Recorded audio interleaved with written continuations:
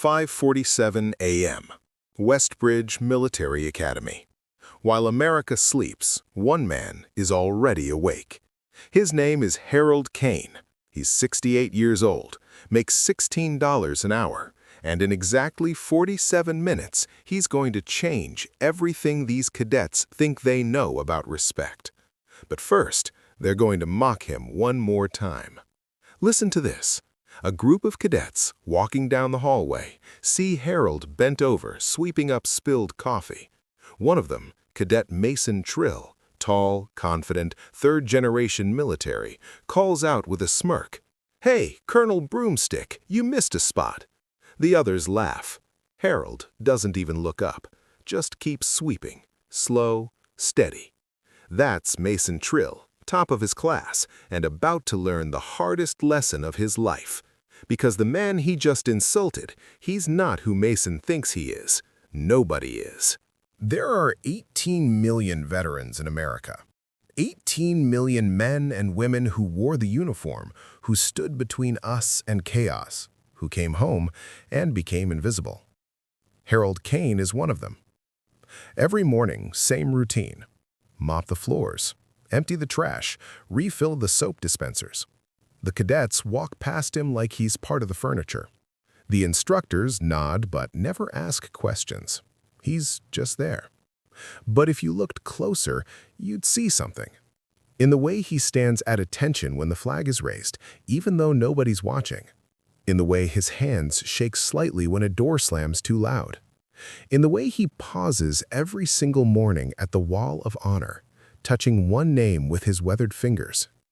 Staff Sergeant Michael Chen, age 24, killed in action, November 2003.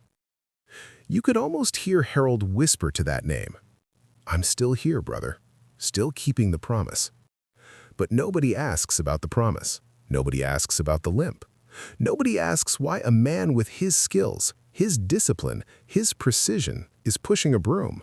They just see a janitor. It started small. A joke here, careless gesture there. One morning, Cadet Jenkins deliberately drops his coffee cup right in front of Harold. The brown liquid spreads across the floor Harold just cleaned. "Oh man, so sorry," Jenkins says with a grin. "Guess you'll have to do it again, huh?" Harold doesn't respond, just gets his mop, cleans it up, slow, methodical, like he's done it 1,000 times before, because he has. Mason Trill joins in. "Come on, Colonel Broomstick, put some hustle in it. 10 hot." The group laughs. Harold keeps mopping.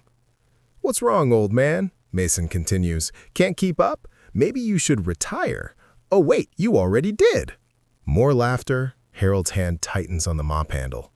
Just for a second. Then releases. He's faced worse than arrogant boys playing soldier. But Mason isn't done. None of them are.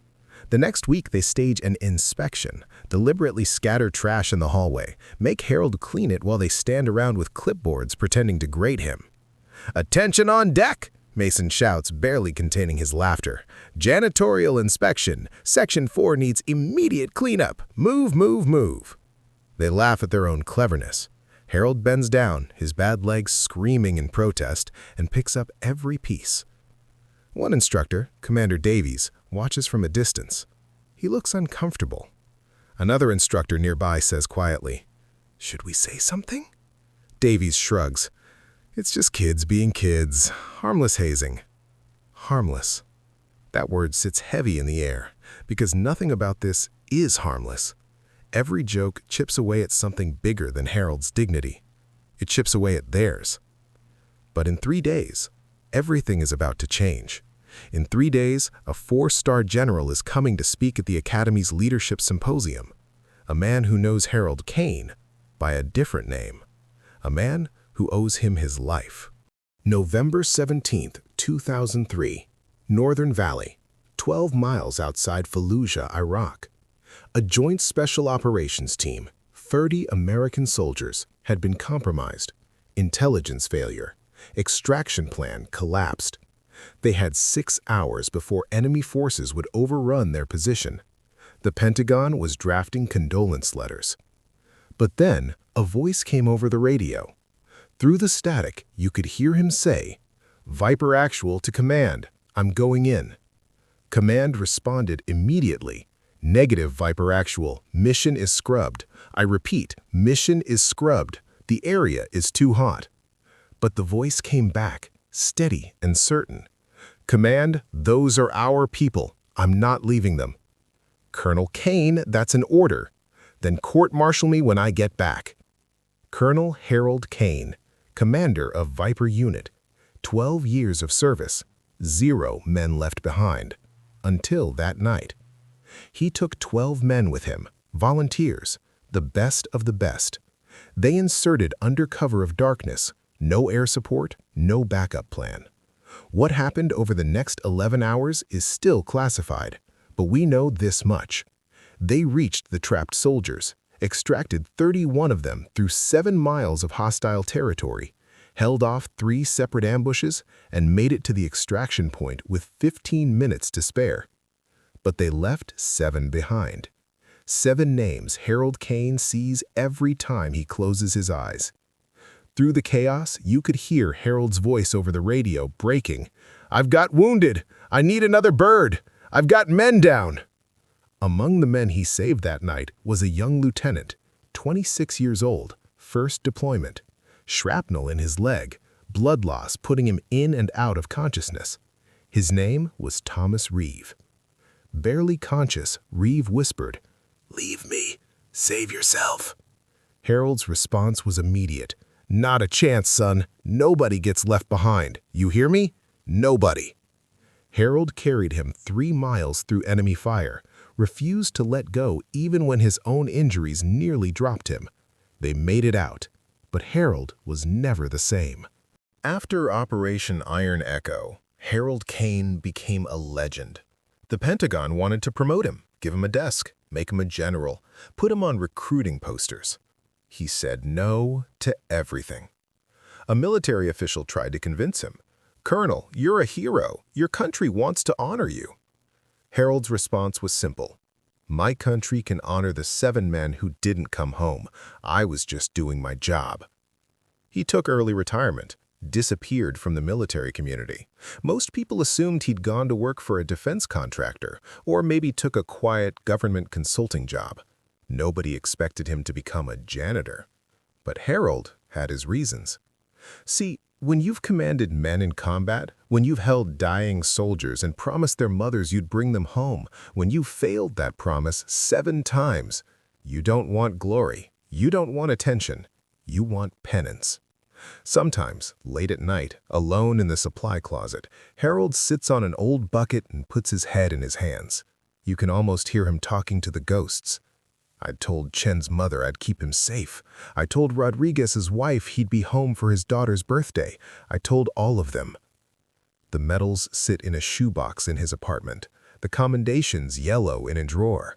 The photographs of his units stay face down because looking at them hurts too much.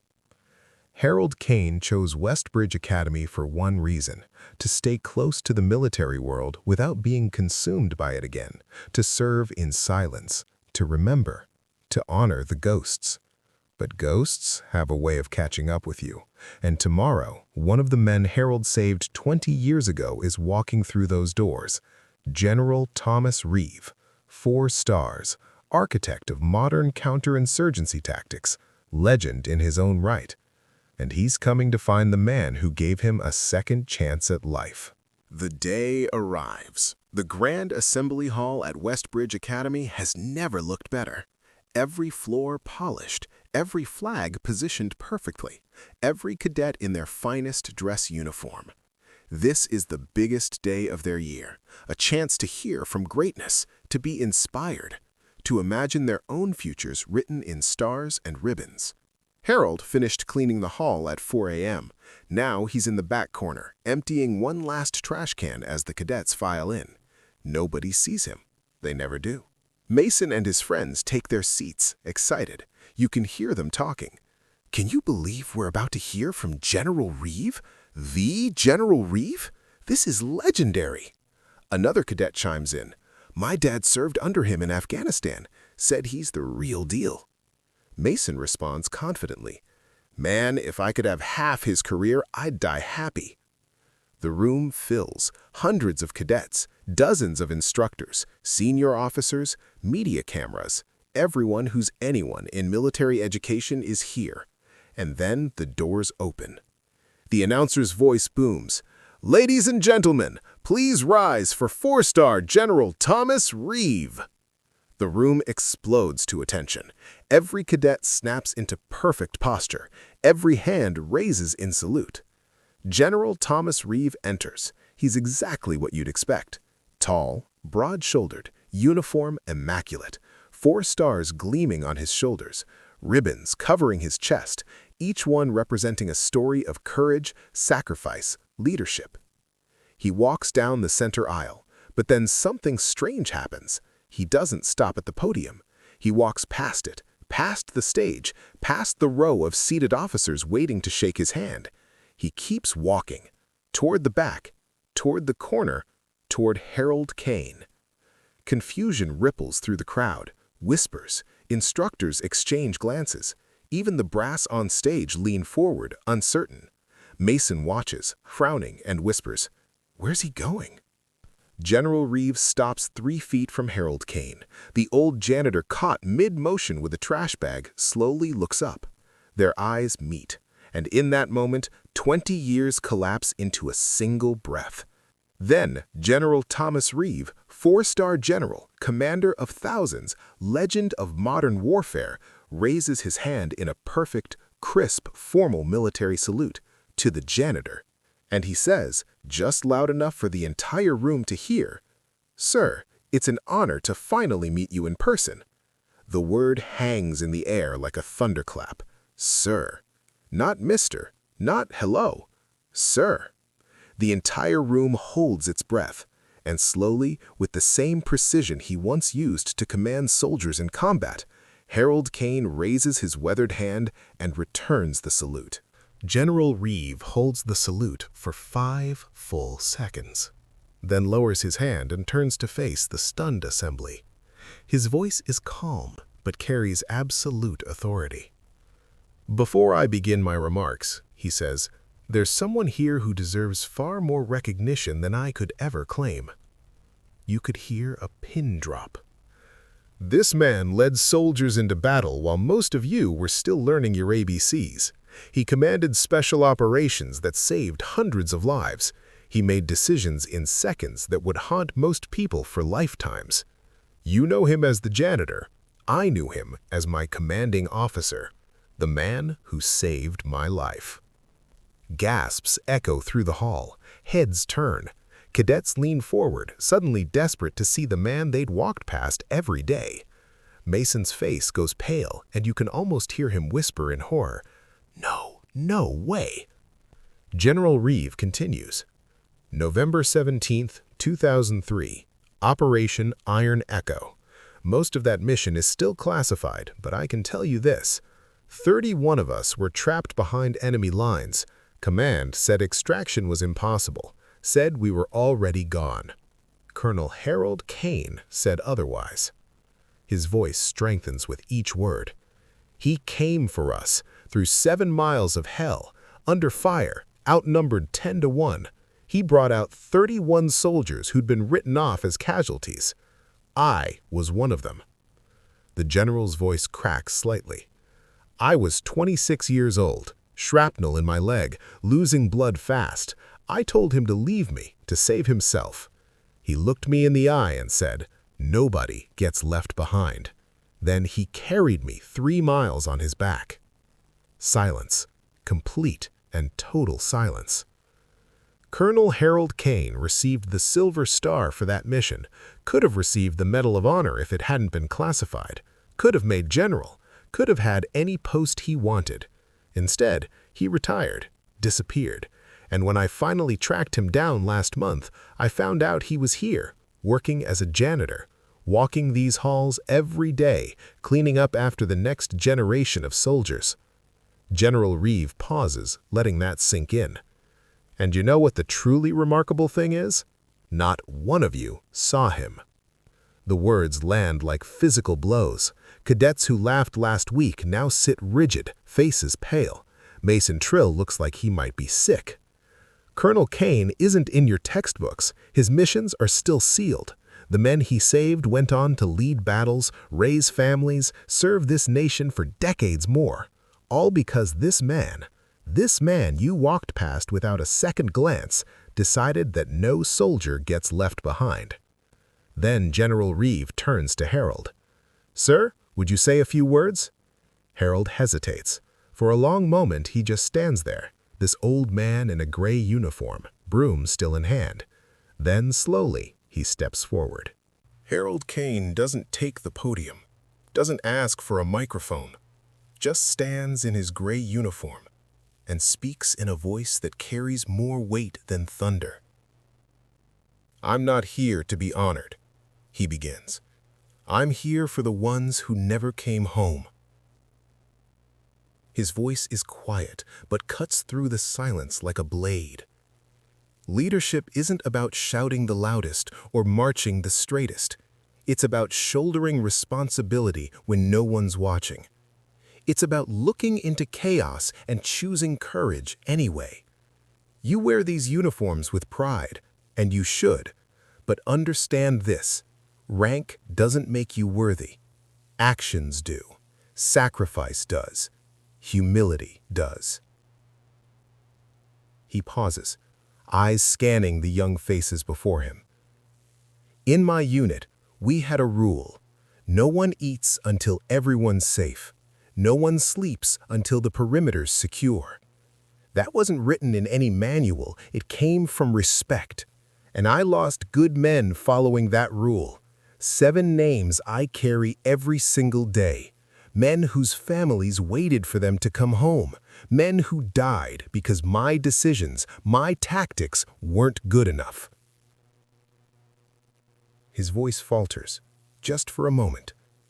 They weren't perfect, but they were brave. And their silence bought you the right to sit here today. When I clean these halls, I'm not just pushing a broom, I'm walking through memories. I'm honoring ghosts. I'm remembering voices that will never speak again. The room is utterly still. If you truly want to lead, learn to see the invisible. Not just those above you, but those below, around, behind. Because the best leaders never forget anyone. Not the soldier in the foxhole, not the cook in the mess hall, not the janitor sweeping your floors. Everyone matters. Everyone serves. Everyone deserves respect. He says nothing more, just lowers his head slightly and steps back. For 10 seconds, nobody moves. Then a chair scrapes. Cadet Mason Trill stands. His face is pale, his jaw clenched, but he steps forward. His voice breaks as he speaks. "Sir, I'm sorry. For everything. The jokes, the disrespect, I didn't know. But that's no excuse. I should have seen you. I should have respected you regardless of who you were. I was wrong, sir. And I'm sorry." Harold looks at him, and slowly he nods. No speech, no lecture, just acknowledgement. Forgiveness without fanfare. Then something remarkable happens. Another cadet stands, then another, then another. Within seconds, the entire room is on its feet. Every single cadet raises their hand in salute, not because they were ordered to, but because they needed to. Some look ashamed, others inspired. A few have tears streaming down their faces, but all of them stand tall for Harold Kane. After the ceremony ends, Harold Kane doesn't stay for photos, doesn't shake hands with dignitaries, doesn't give interviews. He simply picks up his broom, collects his cart, and walks away. Same pace, same posture, as if nothing changed. But everything changed. Because for the first time, every eye in that academy followed him. Every cadet stood a little straighter. Every instructor looked a little more carefully at the people they'd overlooked. Harold taught them something no textbook could. True greatness doesn't demand recognition. It doesn't need applause. It doesn't wait for someone to notice. It just serves. quietly, steadily, with dignity. There are Harold Canes everywhere in America, veterans working ordinary jobs, carrying extraordinary memories, walking past us every single day while we scroll through our phones, chase our status symbols, measure worth by followers and titles. They don't ask for thanks, don't demand respect, but maybe, just maybe, they've earned it anyway. 3 weeks after the symposium, Cadet Mason Trill submitted a proposal to the Academy Board. A new wing is being built at Westbridge. It'll house veteran services, career counseling, and mental health resources. It's called the Cane Center. And every morning at 5:47 a.m., when the first cadet enters those doors, they'll pass a bronze plaque with 7 names on it. The men Harold Cane couldn't save. The ghosts he honors every single day. Because that's what leadership looks like. Not stars on your shoulders, but names in your heart.